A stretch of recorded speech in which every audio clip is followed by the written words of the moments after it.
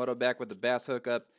We are on video number 2, going over the California Delta, where you should be looking for bass right now, what type of baits, what to do on different tides. I'm just trying to cover everything. And again, if you haven't subscribed to our channel, you want to do that so you don't miss any of these series, breaking down the water. If you missed the first video, I'll put the link to that video, put a thumbnail at the end of this one, and a link down below. You could go check out the first video of this series. Also was on the Delta. Started off by going over Frank's track, how to approach the islands, how to what to look for this time of year, and what baits I would throw. I'll go over some of that stuff again. We'll go over just this video. I want to go over basically how to approach the Delta this time of year a little more. Also, kind of what toolies to look for, what type of banks to look for a little more, the baits I would use again, and what to do on different tides as well. I didn't cover that, so we'll go over, how I would approach it on high, how I'd approach it on low, and also how to approach it in different weather conditions and what weather conditions are the best this time of year. Okay? And as we go along in these series, the Delta is so big, it's vast. I just want to give you guys enough information so you could go out there and maximize your time on the water. I'm not going to give you, like specific spots, specific stretches of bank, but the information I'm giving you is things that when you're new to the Delta, I think it could really help you out. A lot. It's basically trying to answer the questions that all the guys I know that started out fishing the Delta that they had themselves, and they would ask me, what do you do on this tide? What do you do when it's windy? What do you do when it's just sunny and calm? What do you do when I go to an area and there's a ton of weeds? So all those basic questions, but if you put it all together, it will maximize your time out there, especially this time of year when you could catch a fish of a lifetime. This is the best month. February, I think, is honestly the best month to catch a giant. February into middle March, before they get up on beds and they're feeding, I think is the best time. That's why I'm trying to get these videos out to you guys early in February so you could go out there and really catch these fish. So, again, I just want to thank you guys for watching, and I'm not going to give you, all my spots or anybody's spots or anything like that specifically. As you know, if you watch our videos, we do fish tournaments and stuff like that. So, and, if you know the Delta, you could see the spots that we're fishing in those videos. But this is just to give you enough information to go out there and maybe do a little bit better on the water. And another great reference, I don't know him, never met him, but there's a YouTube channel called In Deep on the Delta with Steve Cooper, and he sounds a lot more professional than me, probably is. Seems like a great guy, and he does a weekly Delta report, and he also goes over different, how to catch fish in the Delta. All his stuff is all the Delta. So if you haven't checked out his channel, In Deep on the Delta, and you love fishing the Delta, it's a good resource. I mean, if you can't get out there all the time, he's out there all the time. Let's get into this video. I've been talking enough. So what we're looking at here, again, I'm just starting out. If I'm going out in the Delta the night before or the week leading up, I'm going to be looking on westernbass.com at the Delta water temps, and that's what we're looking at here. And what I'm just seeing is, what's the trend? Is this water temp going up? Is it trending down?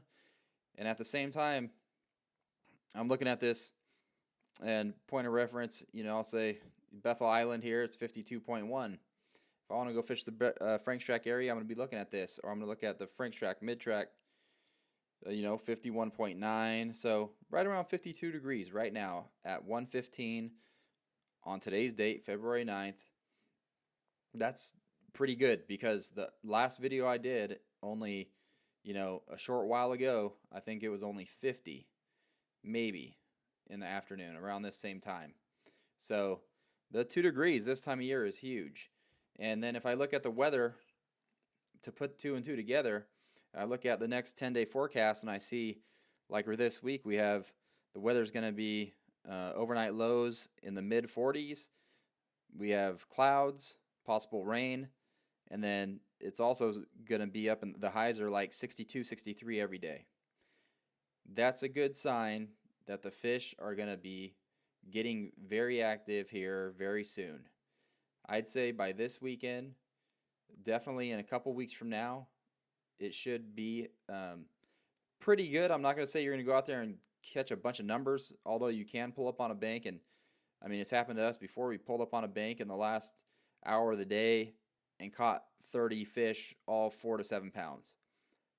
That's an anomaly. That's not going to happen all the time, but it can happen. But most of the time, this time of year, you're looking for those good quality fish. If you get bit, I mean, chances are going to be that it's going to be 3 pounds and up. Not a lot of 1.5, 1.25 pounders, 2 pounders like you get in the summer and fall. Right now, if you get one on the baits that I like to throw out there, which is like a square bill or a big spinner bait, you're not going to catch a lot of small fish. Okay? So, by looking at this right off the bat, and I'm thinking, hey, maybe I'm going to go out there fishing. I checked this, 52, okay, from a few days ago, it's a couple degrees warmer. We got warmer weather. Probably a good time to go out there. So let's get down. Let's go look at the map. Back to lake reports. If I go to NorCal, California Delta, I like to just pull up a map just for reference. Like I said, I'm not going to give you guys certain stretches of bank or anything like that because, you know, the main reason is also, unlike lakes, my experience on a lot of the lakes around that we live around, the fish pull up to the same spots every year on the lakes, for the most part. They don't change a whole lot.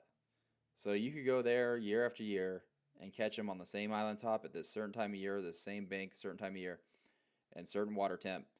The Delta is not like that at all. The Delta is not like that. The Delta, you could have a great stretch of bank one day, go back the next day or 2 days later or a week later, and there's absolutely nothing there.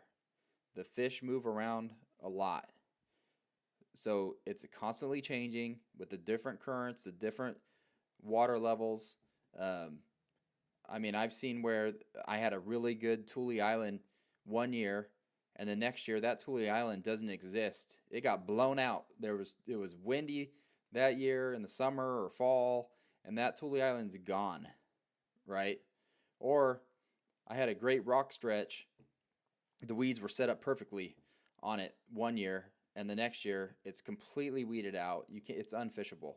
You can't fish it, or there's zero weeds at all, and there's no fish.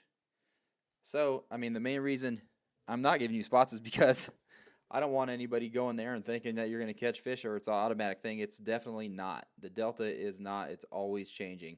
I've been going out there for 15 plus years, you know, spending a lot of days out there, and it's never, ever the same.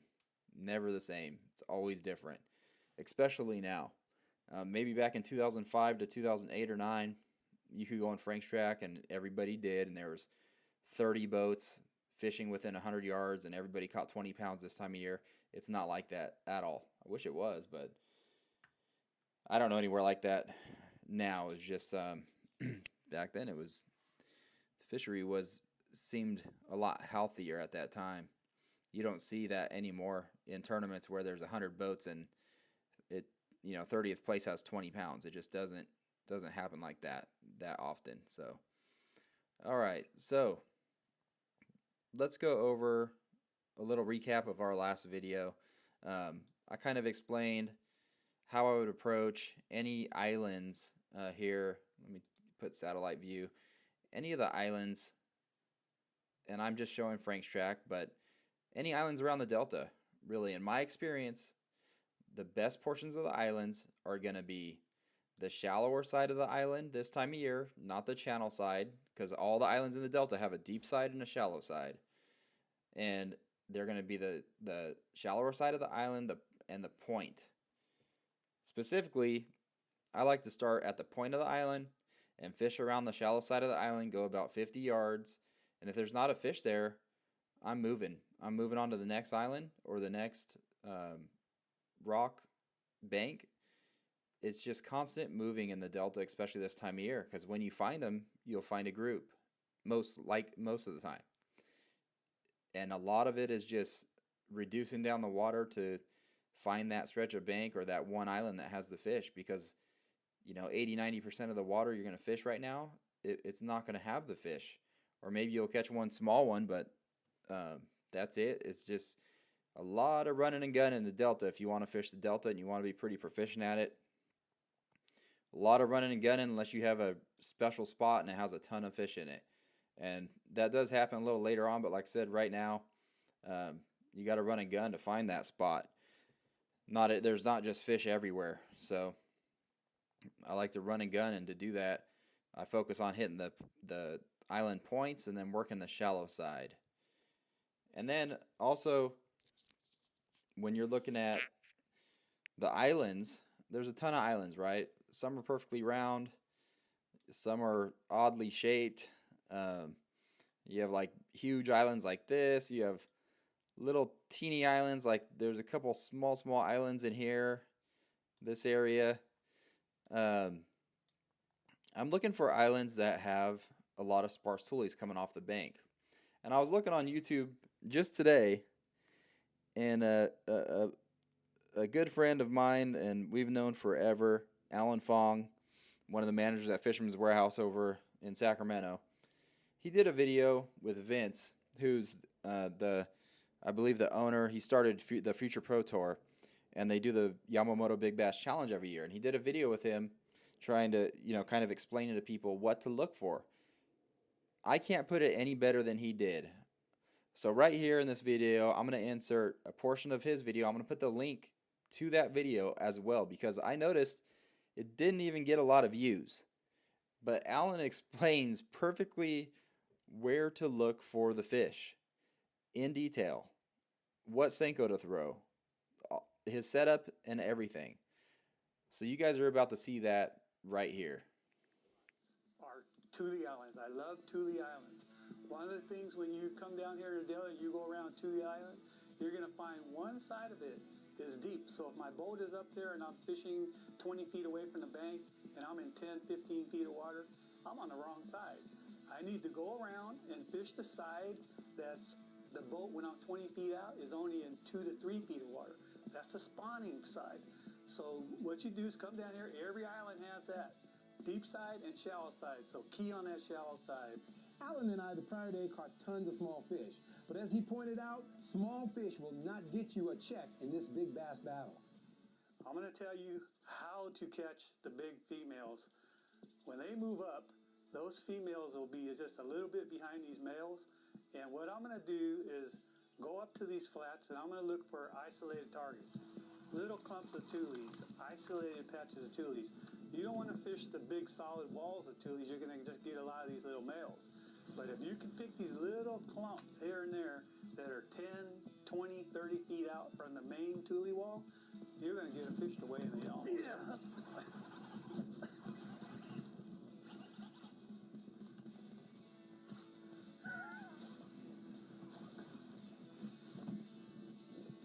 As you see, we're going down the bank here, and I'm going pretty fast because I'm just covering the water. See this pennywort? This stuff here is summertime stuff. Pre-spawn, no. I mean, you might get one here and there, but it's not worth fishing. Stick to the shallow tule areas. So when I come to this pennywort, you see me, I'm skimming right through. I might throw a spinner bait or a chatterbait or a swim bait along the edges, but I'll go through it real fast, and I'm going to get to my key points, which are these tules right up here. That's where the big female.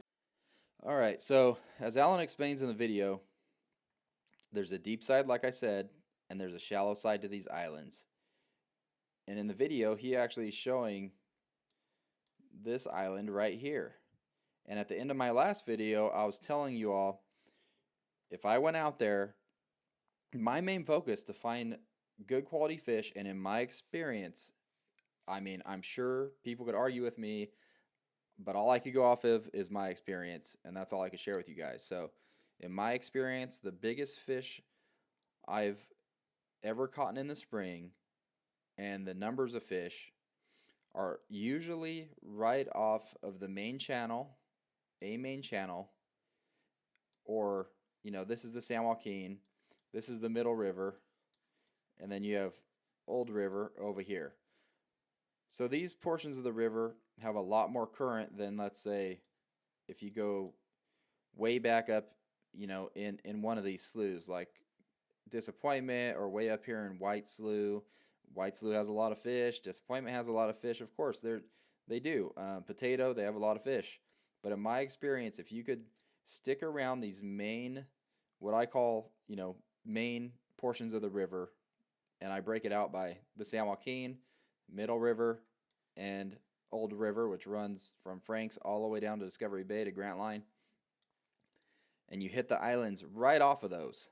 And like I was saying in the last video, these fish are, I think, hanging around this deep stuff and moving right up in right here, and they're not going to swim from here, if they came from here, all the way, way back in here.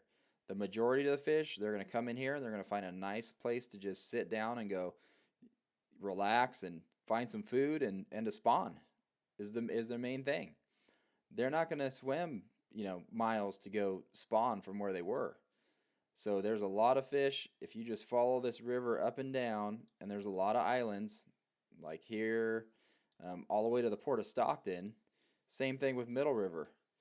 Middle River, this is all swift-moving current, so they could be around any of these islands. They don't have to go far. All around these islands on the outside of Mildred, really popular, all the way down to Bullfrog Marina. And same thing in Old River, all around the outside of Little Mandeville and the islands around it, and all the way down, Discovery Bay, Widow's Island way down here, Victoria Canal. It's basically, you're looking for spots that the fish have easy access to when they move up out of their winter haunts and they want to feed. They're not going super far to do that. They're just coming up. They're going to sit on the first bank that they get on. And like Alan explained, he explains perfectly what side of those islands they're going to be on. And I totally agree.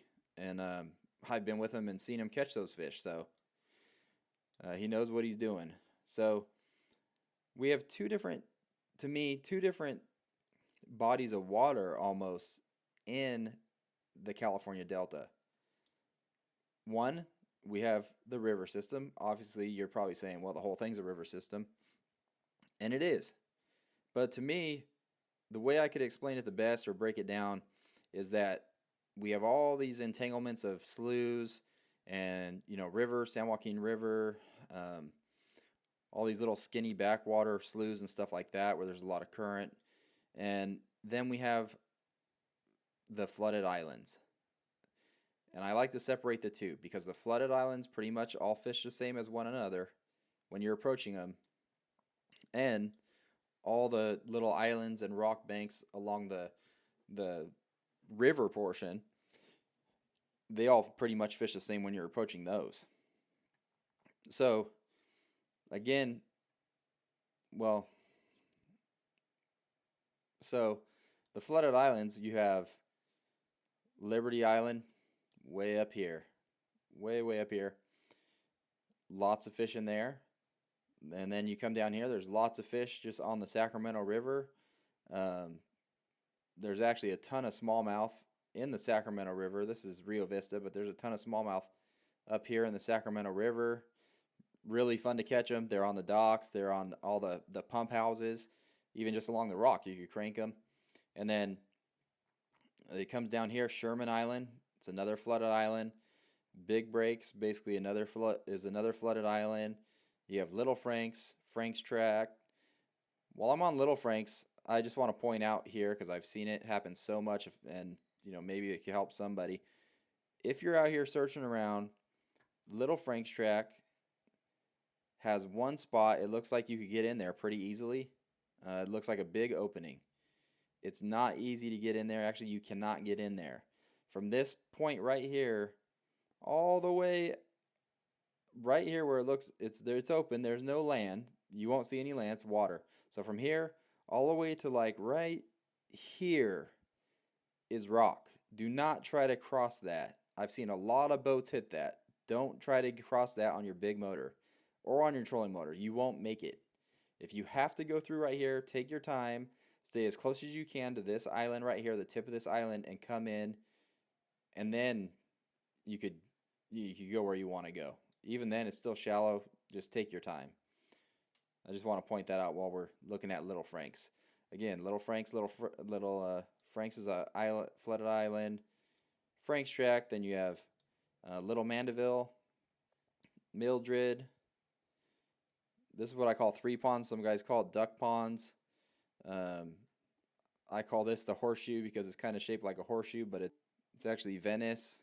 And then if we come down even further, you have some more islands. You got Widow's Island down here. Discovery Bay kind of fishes like a big lake, like an island. Totally different. That's all basically docks, totally different fishing. So let's start off by, again, how I would approach the islands. The flooded islands, really, you're going to use the same concept you would as fishing the islands out here on the channel, where I was saying, and Alan was saying, there's a deep side of the island and there's a shallow side. And the fish are just going to move up and get on the closest good bank they can to start spawning and feeding. All these flooded islands, all of them have they're basically enclosed by almost like like Mildred here is enclosed in, this is all rock levee. It's pretty much rock levee with tulies on it. And there's a lot of cut-throughs. A lot of little cut-throughs to get into Mildred and current, to let current flow in and out. There's a big one down here.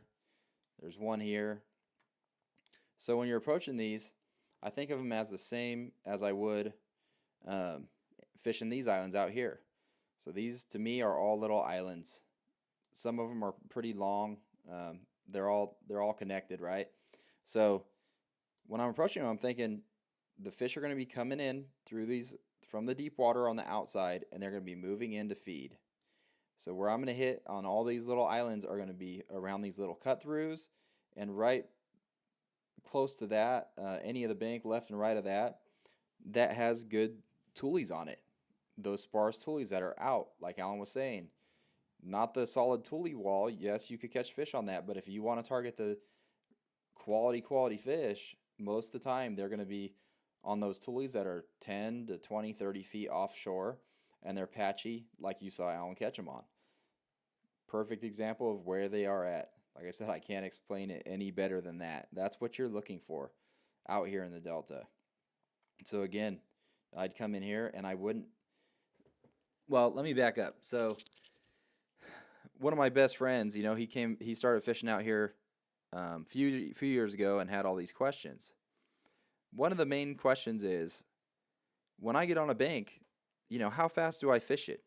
How do I know I'm fishing it well enough and not leaving fish behind? Do I need to go up and down it with 3-4 different baits and fish it slow before I'm comfortable to leave there and say, I fished it good, there's no fish there, for sure? What I do is I throw a square bill, like I said, or a spinnerbait. And this is good. The weather's also going to apply, and I'll get into that. But this time of year, I personally am going to throw a square bill and spinnerbait, sunny or not, and I'm just going to go down the bank and I'm going to hit those main little clumps of tulies and maybe throw it all the way to the bank, work it out. And if I don't catch one right here from the point in 50, maybe 60, 70 yards, I'm going on to the next one. And that might only take me 10 minutes. So again, running and gunning. 10 minutes here, 10 minutes there. I'm not going to spend a ton of time here. If to me, in my experience, if there's one there, I'm going to catch it on one of those baits. I'm going to catch one. If I do catch one or two, then I will slow down, maybe turn around and throw a Senko in those toolies and work it a little better. But even then, I'm not going to spend a ton of time. I'll turn around, throw a Senko, go back through there one time, throwing a Senko, and be gone in 10 more minutes, right? So that's a big question that a lot of guys have. How do I know I'm fishing the water correctly? How do I know how long to fish there? What's too long, right? Well, to me, I'm only hitting these spots. I'm have my trolling motor. If you have a boat with a trolling motor or kayak, I'm moving along and not fishing it real slow. There's not a big need to do that to me right now until they get up on beds, and sometimes that bite takes a little longer to get, where you have to flip over and over and the fish is on a bed or something like that. Right now they're just up there. I'm looking for active fish. If I could find active fish, you could have a great day. Trying to catch fish that don't want to bite, it's tough to do. It's tough to do for anybody. So I'm always just looking for the active fish. So that's how I'd approach these flooded islands, is just fishing from the points of these openings, around these openings, and then on the inside of the island, hitting that first 50, 60 yards. And if you catch one 50 yards in, then maybe I'll keep going if there's some good toolies. Keep going and see if there's any fish there. Another good spot in these flooded islands, like you'll see on all of them, they have these coves, like a lake, right? Well, the fish, they're either going to be on the points. This is a point, this is a point, this is a point. Fish the point, fish the point. Maybe put the trolling motor high, get back in this cove, fish the back of the pocket. Maybe they're back in these pockets. Maybe they're progressed a little farther along in the pre-spawn spawn right now than we would think. Maybe they're back there. All right, so I'd fish the islands the same way. The islands on the river, all along the river, the same way. Hit the point, go around the shallow side. If it has sparse toolies, good looking toolies, hit that, move along, and keep on doing that all over the river. So let's talk about what I would do differently depending on the weather. All right, so this time of year, we usually have a lot of cloudy days, windy days, but we also have calm, sunny days and maybe calm, cold days. And what I'm looking for, if I'm fun fishing, and I'm a guy who could go out, whenever I want really to go fish, and I'm not just fishing a tournament where I have to fish on that specific day. If I could pick a day to go out, I'm picking the nastiest weather. I'm picking rain and wind to go out. That's what I'm picking. This time of year, I'm picking the rainy day to go out there, and I'm going to grab my spinnerbait, and I'm going to go approach these islands just like I've been talking about, and I'm going to hit those sparse toolie clumps, and usually that's when you could have your best days. We fished a tournament a couple years ago. There was a month where we weighed 30 pounds in back-to-back tournaments, and the second time we had 30 pounds. We had 31 pounds. We came in 5th place. It was a rainy, windy day. It took 36 pounds to win. There was 2 36-pound bags, and my brother, my dad, they were actually fishing against me and my partner in their boat, and they caught 50 fish. They had 25, 26 pounds and came in like 8th place. But those are the best days to go. If you want to go out and you want to have just an opportunity to catch some giant fish and numbers, a lot of fish, I'm going on the rainy day every time. If it's cloudy, great. If it's cloudy, a little windy and rainy, even better. But I'm going on those days. If I do happen to have to go on a day where it's sunny and calm, then I probably will switch gears. I will still run around and throw a spinnerbait and the square bill quite a bit, but I'll throw it on the islands. But what I'm going to do is I'm going to look for kind of sparse toolies along the rocks here, somewhere along the rocks. I like to throw it when it's sunny. I think the fish on the rocks sometimes could be a little more active, especially in this scenario. They say you go out there and it's a low tide in the morning or mid morning, and high tide's like around noon, 1, 2, 3 o'clock. And it's a sunny day. It's going to be a nice day like we had this last weekend where it was 70 degrees. Well, that water is real low and the rocks are exposed. That in 5 hours from now, they'll be underwater. Well, on those warm days, in my experience, those rocks will heat up in the sun, especially on a 70-degree day in February. They'll heat up in the sun, the tide will start to come up, and the water will start to cover up those warm rocks, and the fish will move up there to feed. I've had days throwing a red square bill up on those rocks, right on the rock. And you reel that thing down, it bounces off a rock, and you'll see those big 5, 6 pounders come up and just swirl on it and eat it right there. Because I really think that those warm rocks get them active. So if it's a sunny day, I'm going to go look at more rock banks. And I'm also going to, like Alan was talking about the pennywort, I think on a sunny day this time of year, the fish will get under there. I haven't had a lot of success punching them under there. For some odd reason, I'll know they're there and I can't get them punching, but I can get them flipping a Senko right to the edge of the pennywort, to the edge of good hyacinth. That's what I would do on a sunny day, is look for the shade. They'll still be in the shade, whether it be from a dock, whether it be from hyacinth or pennywort, or just the shady side of the little tule clumps. You want to focus on the shade. On the shade, or if you're throwing reaction, throw it right on the rocks on high tide.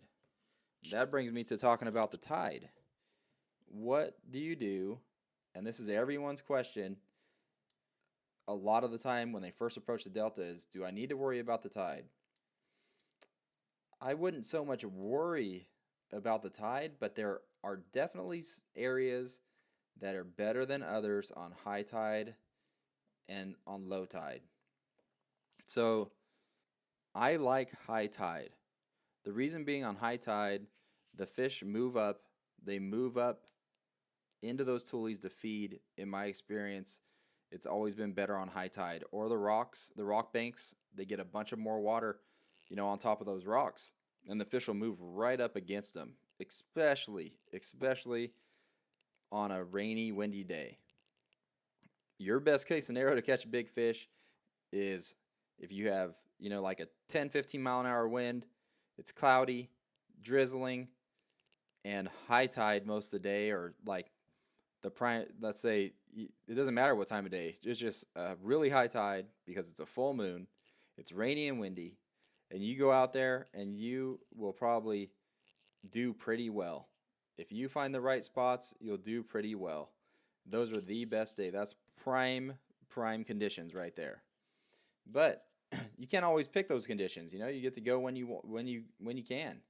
So it might be sunny and high tide, sunny and low tide. You might have a day it's low all day long. In that case, on the low tide scenario, what would I do?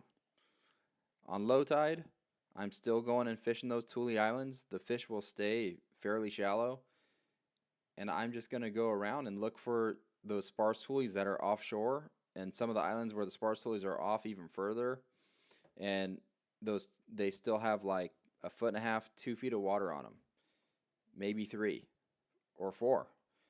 The fish will be up there on those, and actually sometimes low tide's good because it sucks those fish out of some of the islands that are real sparse, and they could get way back up in on high tide, like some of these islands in Disappointment, some of the islands in White Slough. They're really sparse. The fish could be way back in these islands, and it's hard to get to them on high. Sometimes it's better in those places on low. The fish will come out to the points of the islands. Maybe they'll be right around the corner of the point on the deep side, maybe right there in like the first 10 yards. Or again, trying to find the sparse tules that are offshore far enough where it's like 2 or 3 feet deep. It still has good depth on them.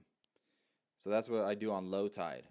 The rocks are a little harder to fish because the weeds are right up near the rocks. A lot of times it's hard to work a bait there. Even on the islands, I'm sure if you've been out there, you've seen where there's some islands that the weeds go all the way to the tules. Very hard to fish on low tide.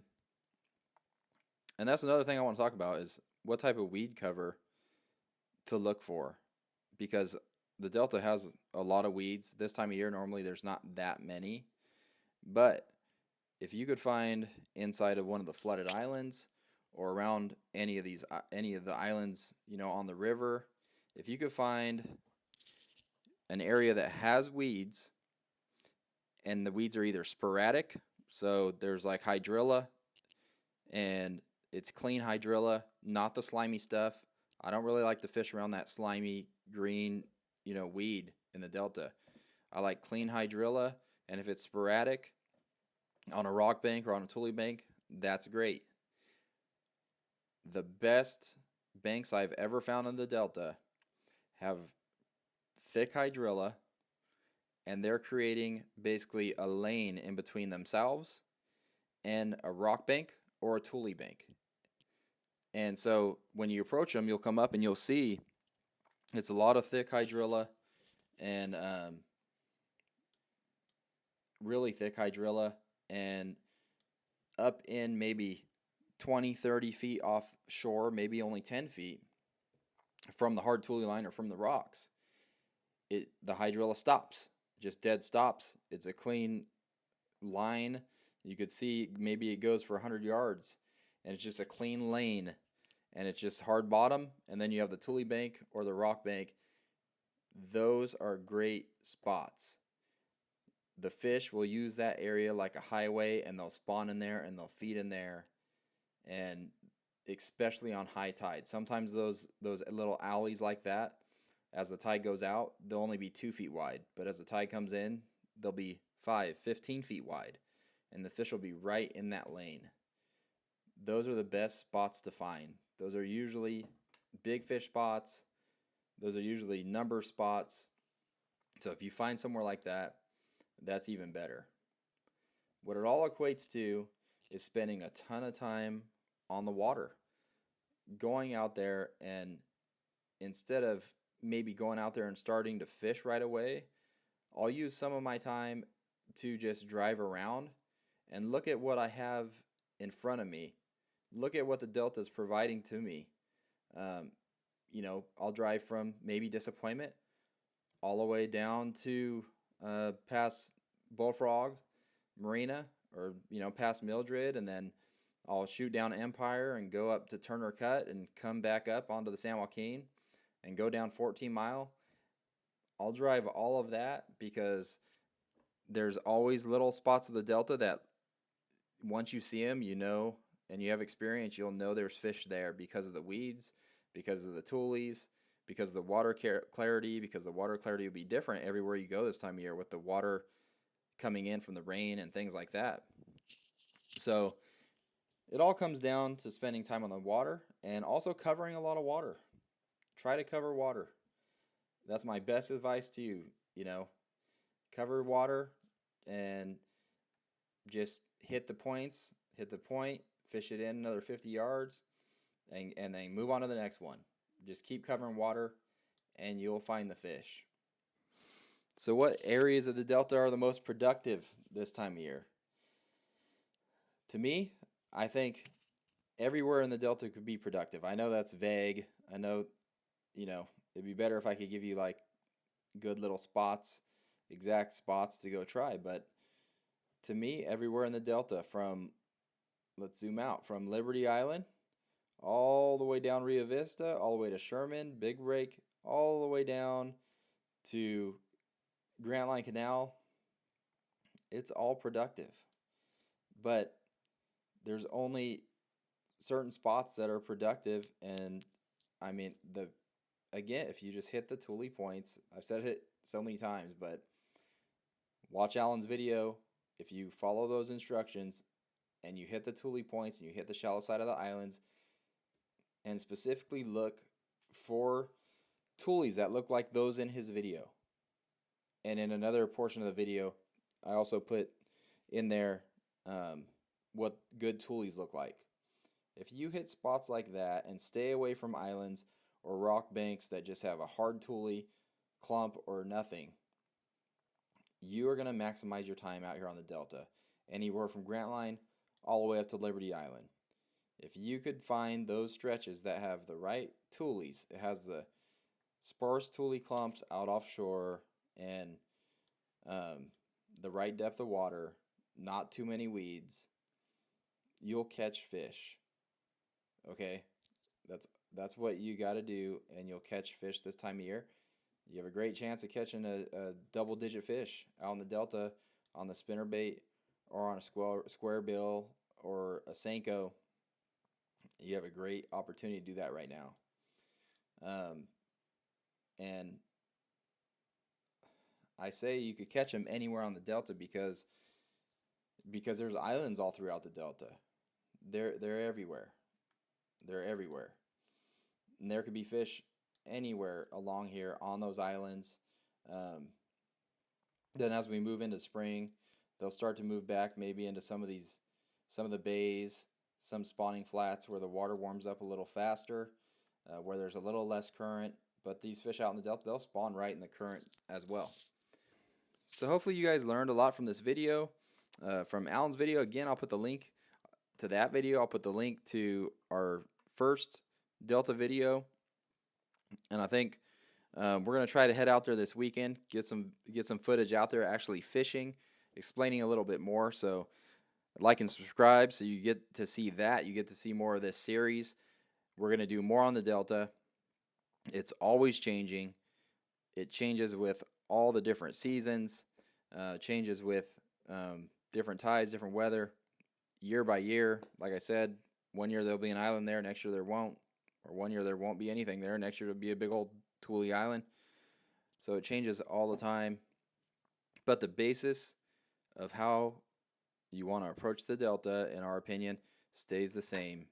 There's always the same type of structures, type of Thule formations, and things like that that always hold the fish year in and year out. So hopefully this video helps you maximize your time.